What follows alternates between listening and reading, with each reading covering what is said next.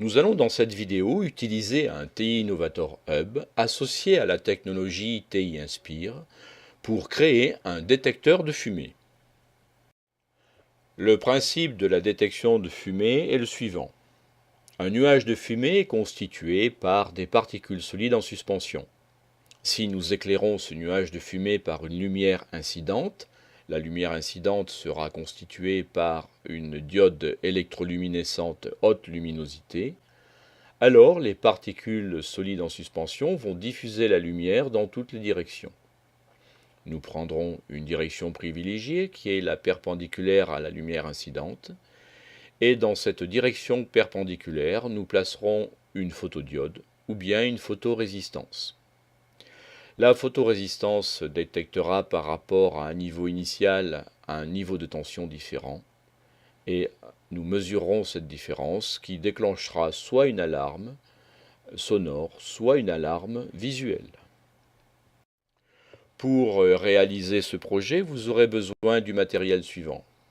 Un TI Innovator, une calculatrice graphique TI Inspire CX-CAS, une photorésistance, des résistances électriques, une diode électroluminescente de haute luminosité.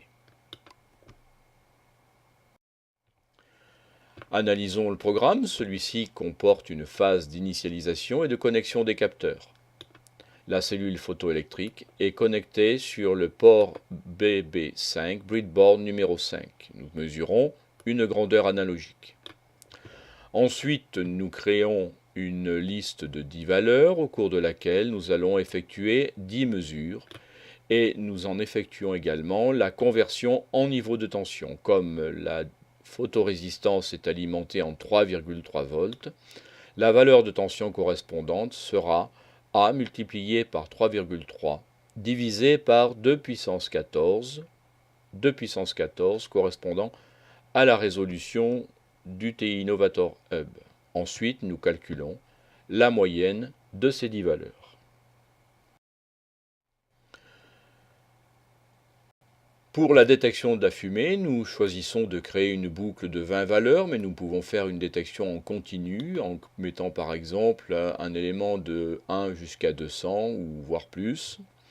Nous effectuons une nouvelle série de mesures et si nous détectons une variation de tension de l'ordre de 1%, à ce moment-là, nous déclenchons l'alarme. La vidéo nous permet d'examiner le fonctionnement de notre détecteur de fumée. Nous appelons le programme FUME. Nous simulons la présence de fumée à l'aide d'un bâton d'encens et nous constatons que lorsque de la fumée va être détectée, les diodes du TI Innovator vont s'illuminer.